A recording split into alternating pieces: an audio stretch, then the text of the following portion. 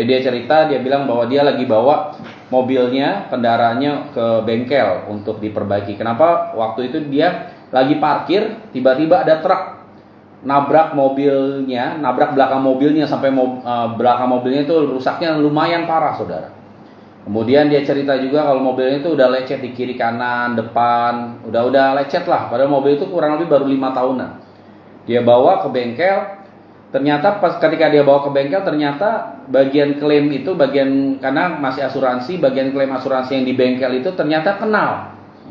Jadi dia pernah berjemaat di gereja itu, tempat teman saya, tapi sebelumnya. Jadi dia gembala yang baru, tadinya wakil, kemudian dia jadi gembala. Jadi pernah di situ, pernah berjemaat di situ dan kenal. Oh Pak ini ya. Akhirnya ngobrol, sebelum periksa dia bilang, ayo Pak kita selfie dulu. Pokoknya ngobrol, kemudian orang ini yang bagian klaim asuransi di bengkel ini lihat, wah Pak lecetnya banyak ya. Jadi dia juga lihat belakang karena tertabrak truk, dia lihat lecetnya kiri kanan, samping-sampingnya lecetnya banyak ya Pak. Padahal ini mobil gereja kan Pak ya, operasional, kan pasti dijagain ya. Terus akhirnya teman saya bilang, iya kita bawanya hati-hati. Tapi kadang-kala ketika kita parkir ada orang yang nyerempet. Kita bawa mobil ada motor yang nyerempet gitu. Kemudian ketika dia cerita seperti itu, kayak Tuhan itu bicara, saudara. Dalam setiap hidup kita itu akan terjadi gesekan. Dalam setiap hidup kita itu akan ada yang menyerempet-nyerempet yang kadang-kala mau nggak mau itu melukai hidup kita.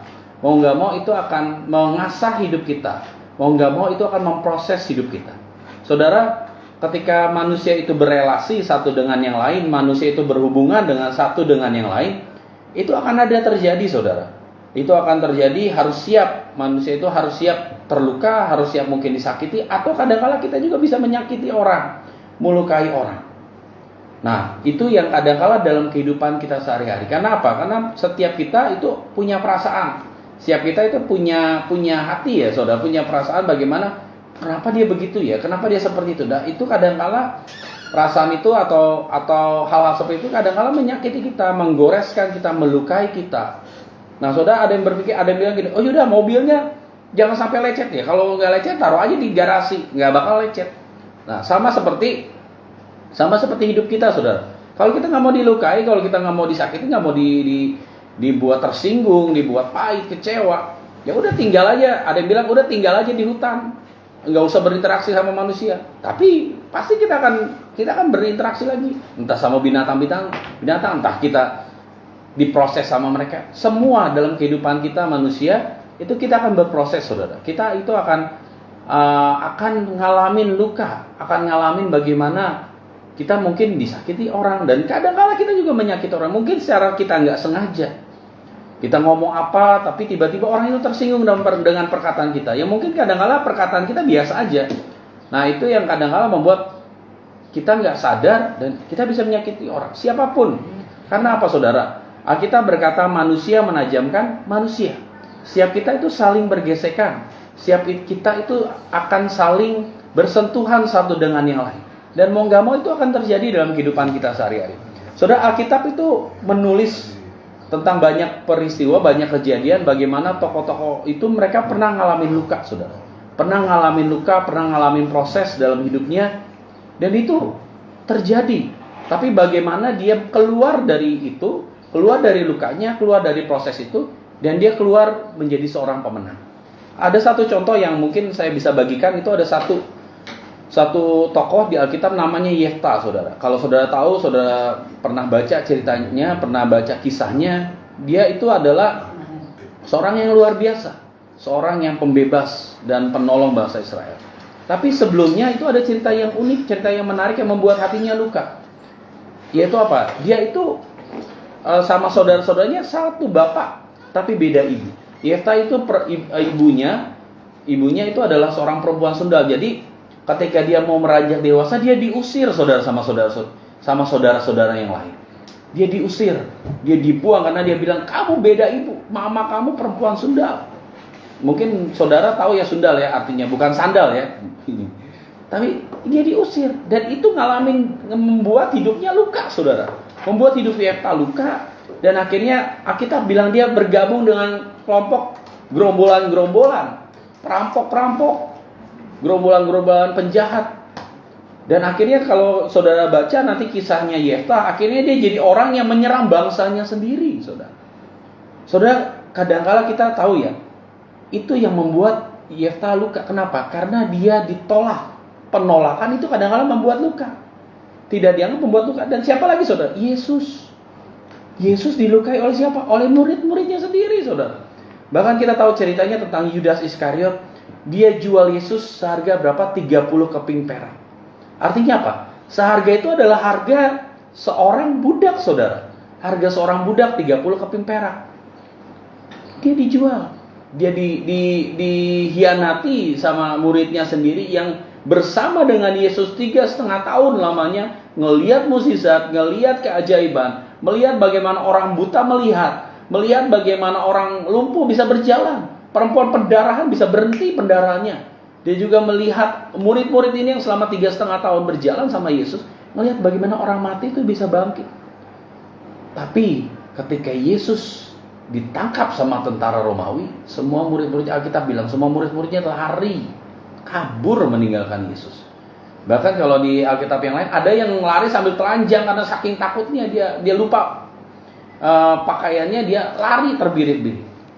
Bahkan Petrus yang dibilang murid dekat dengan Yesus 3 kali menyangkal Yesus. Jadi bagaimana Yesus itu ngalamin luka. Dan saudara, kalau kita tahu orang yang melukai itu biasanya apa sih? Orang yang terdekat dengan kita. Itu yang kayak bisa, itu yang memproses. Kenapa? Karena besi menajamkan besi. Besi yang najamin besi apa? Besi yang paling dekat dengan besi, saudara. Gak mungkin besi yang ada di bekas, yang ada di misalnya yang ada di satu tempat penampungan besi itu akan melukai besi yang ada di Jakarta. Enggak. Itu akan melukai semua yang berdekatan. Yang jadi pertanyaan apa? Siapa yang kadang-kala melukai kita? Enggak apa-apa, saudara. Respon kita ketika kita luka itu harus lebih positif, lebih baik. Karena ketika kita punya respon yang baik, ketika kita punya respon yang benar, percayalah itu yang menyembuhkan hidup kita. Itu akan memulihkan hidup kita. Tadi kita baca di Kejadian 50 ayat 20, Alkitab bilang engkau telah mereka-rekakan yang jahat, tetapi Tuhan membalikan menjadi sebuah kebaikan untuk memelihara sebuah bangsa yang besar. Itu Yusuf ngomong, saudara. Nah, ada satu contoh lagi. Tadi kita sudah bahas Yefta, bahkan Yesus. Kita bahas yang tadi di Kejadian 50 itu tentang Yusuf. Yusuf sebenarnya bisa memilih, saudara. Kalau kita tahu perjalanan hidup Yusuf, dia dihina sama saudara-saudaranya, nggak dianggap sama saudara-saudaranya. Maaf, sampai dia disepelekan sama abang-abangnya. Dan akhirnya pada satu kondisi dia dilempar, mau dibunuh, dibuang ke sumur. Dan akhirnya ada kondisi lain, dia dijual, saudara. Bagaimana hati perasaan Yusuf waktu masih muda itu, saudara? Ketika dia dapat mimpi bahwa saudara-saudaranya akan nyembah dia, istilahnya saudara-saudaranya akan ada di bawah dia. Tapi dia dijual. Dia disepelekan, dia ditolak, saudara-saudara dia dijual. Sama kasusnya mungkin sama seperti Yefta. Tapi kalau saya lihat Yusuf ini buat saya ini tragis banget, saudara. Dia dijual. Dan akhirnya dia ditaruh di tempat Potifar. Tapi yang menjadi menarik adalah dia bisa memilih untuk marah ketika dia diangkat jadi wakilnya Firaun. Dia bisa memilih marah sama abang-abangnya. Dia bisa memilih marah sama ayahnya. Kenapa ayahnya diam? Kenapa ayahnya tidak bertindak sesuatu? Dia bisa memilih itu, saudara. Tapi yang menarik yang saya lihat apa? Yusuf bilang, engkau mungkin telah mereka-rekakan yang jahat, tapi Tuhan membalikannya menjadi sebuah kebaikan untuk memelihara suatu bangsa. Saudara-saudaranya disambut, bahkan saudara-saudara dilayani dengan begitu luar biasa. Gak mudah, saudara, ketika kita disakiti, dilukai, apakah kita bisa melukai balik atau kita bisa mengampuni? Ajaran Yesus itu jelas ngomong gini, ketika engkau ditampar pipi kiri, kasih pipi kananmu. Itu gak mudah ajaran kasih. Ketika kita disepelekan, ketika kita ngerasa gak dianggap, kasih itu harus muncul. Amin. Dan lebih luar biasa. Nah, itu ajaran, dan dunia itu melihat, saudara. Orang-orang dunia itu melihat bagaimana kita itu menerapkan kasih. Ada beberapa teman saya bilang, wah hebat ya orang Kristen. Diapain juga dia tetap bisa mengampuni. Nah, saudara, itu yang jadi turning point kita, itu yang jadi titik balik kita. Kita bisa masuk di situ dan bisa mengajarkan, mengabarkan tentang kasih Tuhan. Kenapa? Karena itu jadi dasar orang percaya, dasar hidup orang-orang percaya. Saudara, Yusuf bisa memilih untuk kecewa dan marah yang seperti tadi saya bilang. Tetapi saudara, pengampunan itu dimulai dari pengakuan. Mengakui kalau kita itu luka. Apa yang terjadi saudara? Di Kejadian 50 tadi bilang gini, engkau sudah mereka-rekakan yang jahat. Yusuf ngakuin, engkau sudah buat yang jahat. Dia mengaku. Pengampunan itu ketika kita mau sembuh, saudara butuh ngaku. Contohnya bisa saudara ke dokter. Saudara ke dokter pasti ngapain? Ke klinik. Karena sakit, ya kan? Nggak mungkin sehat bugar, bisa lompat-lompat, bisa nari-nari, bisa lari segala macam. Tiba-tiba kita ke dokter, kan nggak mungkin. Karena sakit kita ke dokter. Dan biasanya dokter tanya, Bapak sakit apa Pak? Kita batuk-batuk, kita enggak Pak, saya nggak sakit. Mungkin dokter, lu ngapain kesini? Gitu. Pasti kan kita akan ngomong, iya Pak saya batuk. Udah berapa hari Pak? Udah 3 hari. Terus ditanya lagi, sudah minum obat Pak? Kita akan ngaku, nggak mungkin kita nggak ngaku. Nah, ketika kita mau sembuh butuh pengakuan. Kita harus akui kalau kita itu luka, kita sakit. Dan Yusuf akui itu di hadapan saudara-saudaranya. Engkau telah mereka-rekakan yang jahat. Engkau telah melakukan mereka-rekakan yang jahat. Dia mengakui hidupnya itu luka. Kunci pengampunan saudara itu adalah akui. Dan bingkai semuanya dengan kedaulatan Tuhan. Kenapa? Karena setelah Yusuf ngomong engkau mereka-rekakan yang jahat, Yusuf balik langsung ngubah semuanya dengan bilang, tetapi Tuhan reka-rekakannya menjadi sebuah kebaikan. Amen. Akui di hadapan Tuhan kalau kita itu sakit luka. Mungkin kalau kita berhadapan sama orang, kita bereskan sama orang itu. Aku luka sama kamu, tapi aku sudah bereskan. Tapi langsung dibalikkan, bingkai semuanya dengan apa? Dengan kedaulatan Tuhan. Tuhan mereka-rekakan menjadi sebuah kebaikan. Lihat luka kita dari perspektif Tuhan lihat. Saudara, ketika kita melihat luka kita dan kita terus nyaman dengan luka itu, kita nggak akan bisa hidup. Tapi ketika kita luka dan kita lihat dengan cara Tuhan melihat, seperti Roma 8 ayat 28 bilang, segala sesuatu mendatangkan kebaikan, saudara.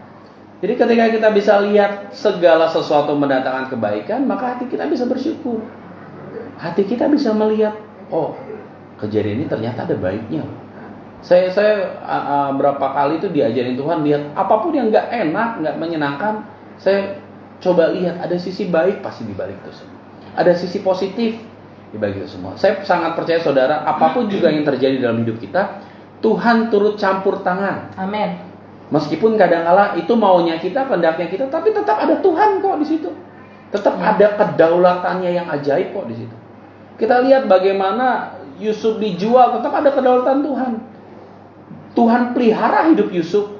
Karena apa? Yusuf nyambung, connect sama Tuhan. Dia punya integritas, dia punya wibawa ilahi, dia punya kedewasaan. Iya. Dimanapun Yusuf berada, dia selalu jadi pemimpin. Dia jadi pemimpin di rumah Potifar. Ketika dia difitnah, dia masuk penjara, itu wibawanya itu diuji. Bagaimana ketika dia didatengin sama istri Potifar, si tante Poti itu datengin. Bagaimana wibawanya untuk menjaga? Enggak. Dan akhirnya dia kabur dari situ. Tapi dia difitnah. Dan dia tetap tenang. Dia masuk penjara. Di penjara sekalipun apa saudara? Dia jadi kepala narapidana. Dan nanti dimanapun dia berada, Tuhan selalu bawa dia. Tuhan selalu pelihara hidupnya untuk jadi pemimpin. Saudara, Yusuf itu dia diproses Tuhan bukan 1-2 tahun, saudara. Kalau nggak salah dari sejarah itu nyatat kurang lebih 13 tahun. Dari dia dijual sama saudara-saudaranya sampai dia jadi wakilnya Firaun itu 13 tahun. Saudara, 13 tahun itu bukan waktu yang pendek, saudara. Bukan waktu yang singkat. Itu butuh, kalau bahasa sekarang, butuh tangisan, doa, dan air mata sungguh-sungguh. Iya, betul. Tapi dia nikmatin semuanya karena dia tahu ada destiny Tuhan yang besar, yang luar biasa, yang dia sedang tetapkan bagi hidup Yusuf. Nah, sekarang Tuhan sedang bertanya kepada hidup kita. Ada destiny besar nggak yang sedang Tuhan tetapkan dalam hidup saudara dan saya? Saya percaya jawabannya semua sepakat ada. Amin. Tapi bagaimana kita bisa mengampuni setiap luka, setiap sakit itu, dan akhirnya menghadirkan kesembuhan. Nah, Saudara, itu yang harus kita hidupi. Apapun juga itu bisa ada gesekan kok, bisa ada. Karena kita hidup manusia, hidup sosial, kita hidup berelasi, kita hidup berhubungan satu dengan yang lain. Ada kalanya orang itu menyinggung kita, ada kalanya orang itu menyakiti kita, ada kalanya orang memproses kita. Itu wajar, semua wajar. Saudara, kita bisa lihat, ada nggak kebaikan yang bisa muncul dari luka kita? Ada. Karena luka itu membentuk kita agar kita diproses menjadi seperti Kristus. Amin. Luka, pahit, kemarahan itu membuat kita membentuk kita agar kita diproses menjadi sempurna seperti Kristus. Tuhan membuat hati kita luka untuk apa, saudara? Untuk membuat kita lebih dekat sama Tuhan. Kalau hati kita fine-fine aja, kalau hidup kita nyaman-nyaman aja, kadang-kala kita lupa sama Tuhan.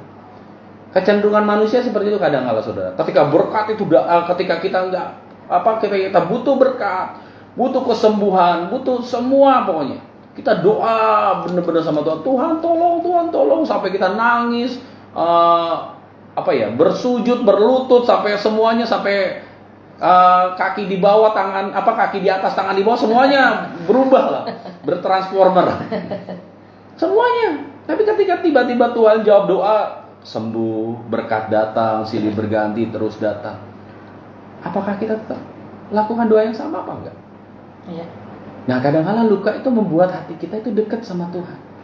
Saudara, Tuhan itu rindu untuk Dia dipuji. Tuhan rindu untuk kita sembah Dia. Tuhan rindu untuk kita selalu dekat sama Dia. Nah, kadang-kala Tuhan itu ada-ada aja cara buatnya untuk kita dekat sama Dia. Banyak cara.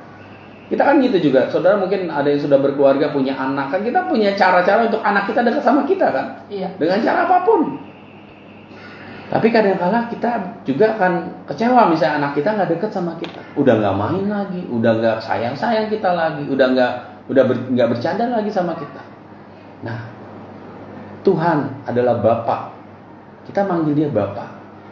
Nah, kadang-kala dan sering, saudara, Dia punya kerinduan untuk dekat sama kita. Saya ingat ada satu kesaksian tentang tante saya, saudara. Tante saya itu divonis kanker payudara. Jadi sebelahnya harus dicopot, harus dilepas karena itu kankernya sudah ganas. Terus akhirnya sebelum itu, jadi udah berapa kali kemoterapi sampai rambutnya rontok, saudara, sampai nggak ada rambut lah, sampai botak. Nah, akhirnya sebelum itu kita ketemu, kita ngobrol karena mereka juga minta didoakan. Jadi kita datang, kita ngobrol, kita tanya kenapa. Akhirnya singkat cerita, saudara, dia ngakuin kalau dia itu punya luka, punya pahit, punya sakit hati sama anak-anaknya sama suaminya. Karena suaminya itu pernah, iya begitulah, saudara. Nah, akhirnya dia ceritain semua, dia ngomongin semua, kita bawa dalam doa. Mereka rekonsiliasi loh, saudara. Mereka pelukan, mereka nangis, mereka saling membasuh, mereka, ya luar biasa lah bagaimana ternyata Tuhan buat pendamaian di situ buat mereka. Dan itu buat saya lihat ajaib bagaimana Tuhan membuat pendamaian, Tuhan membuat sesuatu yang besar dan ajaib buat kehidupan keluarga itu. Singkat cerita, akhirnya harus jalani kemo yang berikutnya. Kita bilang, yaudah, dulu kan waktu itu belum ada Android, jadi ada MP3, HP yang ada MP3, udah isi lagu, putar saat di ruang rawat, putar lagu-lagu yang menguatkan, lagu-lagu yang tentang mukjizat Tuhan. Putar. Ya tiap hari putar dan hatinya plong, saudara. Hatinya nggak ada nyimpen sakit lagi, hatinya nggak ada nyimpen apapun karena udah plong. Waktu semalamnya, sehari sebelumnya kita udah pemberesan sama keluarga, udah pemberesan, kita doain, basuh kaki, semuanya beres, saudara. Akhirnya besokannya harus masuk rawat dulu sebelum di kemo, ada perawatan berapa hari lah. Terus akhirnya sebelum mau di kemo, setelah berapa hari lewat, jadi dokter itu ronsen semuanya. Dan ajaib, saudara, ketika di ronsen dokter bilang, "Bu, kok bisa hilang ya?" Hilang, saudara, kankernya hilang. Dan nggak jadi diangkat. Saya lihat itu kenapa? Karena dia mau mengampuni. Dalam pengampunan ada kesembuhan. Amin. Mungkin hari-hari ini kita lihat apa ya yang merintangi, apa yang menghalangi saya untuk saya nggak bisa breakthrough. Mari lihat, ada kepahitan nggak? Ada kemarahan yang kau simpan nggak selama bertahun-tahun? Saudara, kita bilang apa yang kau ikat di dunia akan terikat di surga. Jangan mengikat semua sesuatu yang bukan dari Tuhan. Mari bawa yang dari Tuhan ke surga. Kita paling. Kalau saudara mau sembuh, mari belajar mengampuni.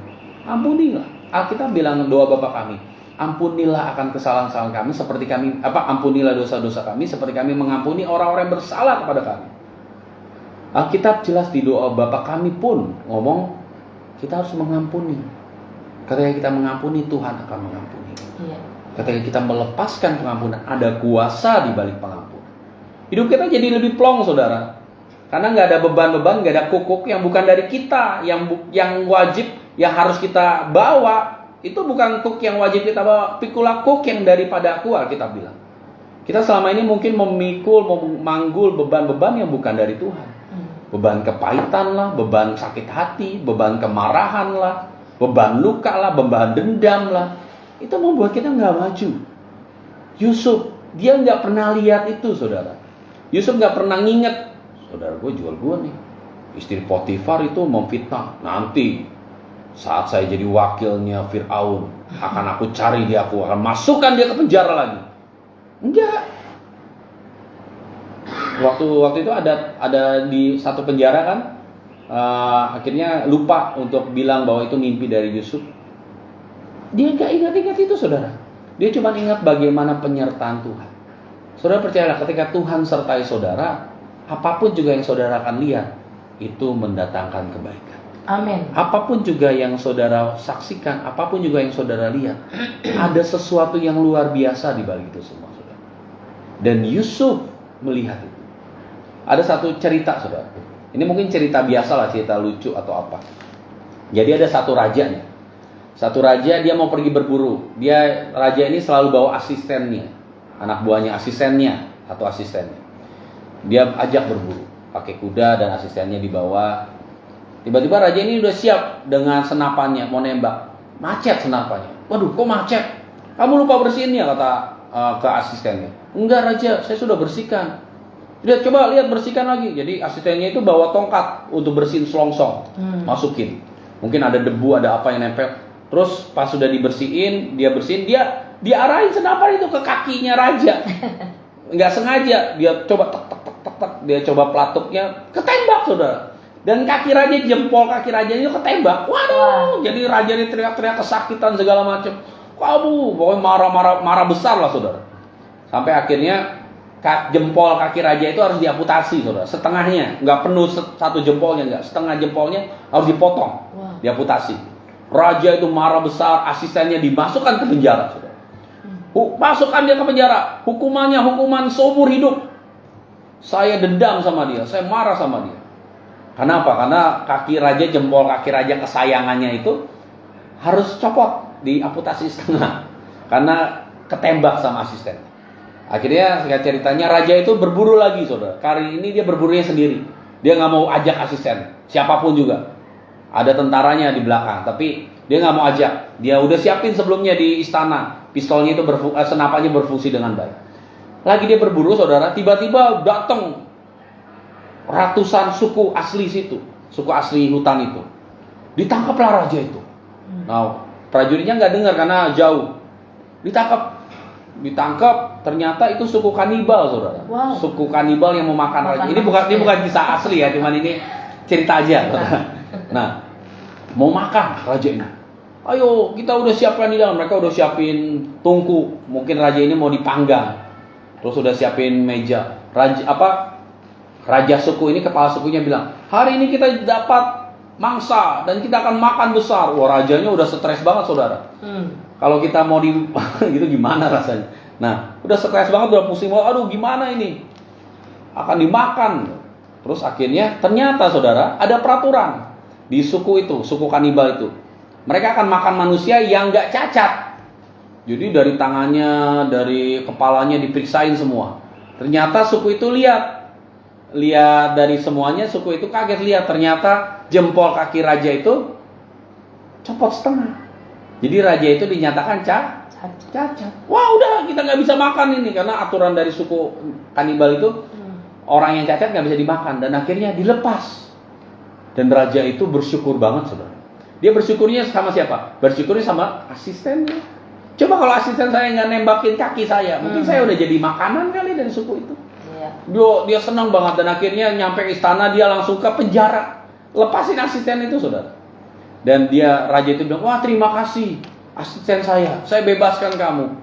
Ternyata kamu nembak kaki saya, ternyata saya jadi nggak dimakan kanibal itu. Terus tahu nggak, saudara, jawaban asistennya? Aduh raja, saya juga terima kasih. Oh kenapa? Coba kalau raja nggak masukin saya ke penjara, mungkin saya yang jadi hidangan itu. Kenapa? Wah, oh iya katanya. Karena pas dicek raja kan ada cacat. Kalau saya nggak ada, berarti saya akan dimakan. Nah, saudara, dari cerita itu segala sesuatu mendatangkan kebaikan. Amin. Kita boleh tersakiti, kita boleh dilukai, tapi cepat-cepat beresin luka itu. Ampuni orang. Karena itu yang memproses hidup kita. Karena itu yang mendewasakan kita. Karena itu yang membuat kita makin dekat sama Tuhan. Kadang-kadang kalau kita luka, sakit, kadang-kadang kita larinya ke siapa? Ke Tuhan kan? Tuhan, dia sudah menyakiti saya. Jangan bilang, Tuhan, dia sudah menyakiti saya. Hukum dia, Tuhan. Kasih tulah, Tuhan. Kasih kutuk, Tuhan. Enggak. Kadang-kadang orang itu Tuhan pakai, saudara, secara nggak sengaja untuk memproses hidup kita. Untuk mengasah hidup kita. Pisau akan tajam kalau diasah kan? Iya. Pisau akan dipakai terus, motong segala macam. Lama-lama kan nggak tajam lagi. Untuk tajam lagi diapain? Diasah lagi. Nah, hidup saudara mau jadi tajam, hidup saudara mau jadi luar biasa, marilah diasah. Nah, ketika kita tahu itu, ketika kita tahu gambaran itu, maka itu yang akan menyembuhkan hidup saudara. Mari, siapapun saudara pendengar, mungkin kau sakit hati sama suamimu, kau sakit hati luka sama istrimu, kau sakit hati luka sama orang tua, sama ayah, ibu, atau sama mertua sekalipun. Mari lepaskan pengampunan. Mari belajar hidup lebih nyaman, lebih santai, dengan kita melepaskan beban yang bukan bagian kita. Ya. Karena itu yang akan membuat kita sembuh, dan sembuh. Orang kalau stres mikirin segala macam, sakit udah gampang mendekat. Apalagi saudara dalam zaman PPKM sekarang ini, saat ini, mari berpikir yang baik, positif. Ya Pak, gimana berpikir positif? Sekarang saya di rumah, saya biasanya kerja, saya dapat penghasilan. Yuk, apapun juga yang terjadi, mari Tuhan mendatangkan. Apapun juga yang terjadi dalam hidup kita, Tuhan akan mendatangkan menjadi sebuah kebaikan. Amin. Ada dua hal, saudara, dalam krisis. Ada orang yang berhasil di tengah krisis, ada orang yang nyaman dengan krisis dan akhirnya dia jatuh dan gagal. Di tengah krisis, mari jadi orang-orang yang berhasil dan diberkati. Dengan cara apa? Kita punya pikiran, kita punya hati. Lakukan sesuatu. Di rumah banyak cara, saudara. Saya punya teman. Jadi dia itu waktu zaman WFA kemarin, dia itu bingung mau ngapain, saya nggak kerja. Terus ngapain saudara dia? Dia bikin TikTok. Dia bikin YouTube channel. Dia bikin sederhana, saudara. Dia cuman bikin video tentang tanaman. Jadi dia suka tanaman, dia siram-siram tanaman. Dia cerita di sini, ini tanaman ini kita ngerawatnya seperti tanah yang dicampur tanah ini. Jadi ngomongin gitu aja. Dia bilang, daripada gue bosen di rumah, dia lakuin itu. Dia bikin video TikTok sama anaknya. Ternyata dari video itu, saudara, pengikutnya banyak, yang nonton banyak. Dia dapat AdSense, dia dapat uang dari YouTube. Dan dia bilang, wih bro gila loh, duitnya lumayan gue dapet. Yaudahlah, gue gak usah kerja lagi, katanya. Dia tiap hari upload, dan akhirnya dia diberkati dari itu, saudara. Nah, bagaimana ketika itu pengalaman orang ya? Pengalaman setiap kita berbeda-beda. Iya. Mungkin saudara lagi di rumah, saudara bisa bikin kue. Titipin lah ke mana? Atau broadcast lah, bikin jualan apa. Saatnya orang di rumah kan kadang-kala nggak bisa keluar, nggak bisa jajan, nggak bisa segala macam. Apapun cara, banyak cara. Masa sih Pak bisa? Nanti kalau gagal gimana? Jangan takut gagal, coba dulu. Iya, betul. Dalam setiap hidup kita itu belum biasa ya Pak ya, harusnya. Iya. Gagal itu biasa lah. Iya, gagal biasa. Orang berhasil itu adalah orang yang ribuan kali gagal. Orang yang mungkin sering kali gagal itu orang berhasil. Orang gagal adalah orang yang tidak pernah mencoba. Betul sekali. Nah, kalau itu jadi pertanyaan, ya Pak, tapi saya nanti kalau gagal gimana? Kalau rugi gimana? Ya udah, belajar dari kerugian demi kerugian. Karena itu yang akan membuat kita punya pengalaman. Dan suatu saat nanti itu jadi bisa kita ceritakan kepada banyak orang ketika satu titik kita berhasil dan kita diberkati. Pengalaman kan itu guru terbaik, saudara. Iya. Pengalaman adalah sesuatu yang bisa kita ceritakan buat banyak orang. Coba saudara lihat motivator hamba-hamba Tuhan. Mereka ceritanya apa sih? Kebanyakan pengalaman hidupnya. Bagaimana dia gagal. Kalau dia nggak gagal, dia nggak mungkin bisa jadi motivator. Dia nggak mungkin bisa jadi diberkati. Dia nggak mungkin bisa jadi orang yang seperti saat ini. Kenapa? Karena dia ceritain pengalamannya. Mari saudara, dimanapun saudara pendengar Takum berada, mungkin yang sedang berbaring, sedang WFA, sedang karantina mandiri, sedang di rumah sakit, mari bangkit dan berkata, aku hari ini mau sembuh. Dengan cara apa? Dengan mengampuni. Dengan melihat keadaan, dengan bersyukur, dan melihat segala sesuatu mendatangkan kebaikan. Nah, itu yang poin yang sedang Tuhan mau dalam setiap hidup kita. Mari mengampuni. Karena mengampuni itu menyembuhkan. Amin. Jangan terus hidup dalam luka. Orang, ya saya tersinggung sama dia karena dia ngatain saya. Itu ngatain kamu kapan? Iya Pak, kurang lebih tahun 1994. Lah, ini udah tahun berapa? Engkau masih pelihara itu? Udahlah, let it go lah, biarkanlah. Ampunilah dimanapun dia berada. Kalau engkau nggak bisa ketemu, atau engkau malu, atau engkau segala macam untuk bereskan hatimu sendiri sama Tuhan. Ya saya harus cari orangnya, saya harus datang, saya harus pemberesan. Kalau memang nggak bisa gimana? Bereskan hatimu sendiri dan sama Tuhan. Maka itu akan memulihkan dan menyembuhkan. Saudara mau sembuh, itu salah satu caranya. Saudara mau sembuh, itu salah satu caranya. Mari mengampuni. Mau nggak mau, saudara, kita hidup bersosialisasi. Tadi yang saya sampaikan di awal, kita akan ada gesekan, kita akan ada proses. Tapi bagaimana respon kita ketika kita berproses itu? Ya, silakan. Sekarang dengan Bu Desi. Silakan Bu. Iya. Nanti kita lanjut Bu. Iya, sahabat Talitakum, walaupun saya mungkin agak telat ya masuknya, tapi saya sangat diberkati sekali dengan firman Tuhan ini. Tadi saya mendengar kisah yang diangkat oleh Pak Julius hambanya, tadi dikatakan bahwa mengampuni ini kan memberikan kesembuhan atau menyembuhkan. Waktu ilustrasi cerita yang tadi saudara saya menyimak, sebenarnya pada saat seseorang mengampuni atau melepaskan pengampunan, ini membawa dampak keuntungan besar sebenarnya untuk kedua belah pihak. Yes. Yang tadi ya, yang ajudannya ya Pak ya, yang jadi ajudannya yang nembak jempolnya si raja ini, walaupun dia akhirnya di penjara, ya. Terus kita dengar juga tadi kisahnya.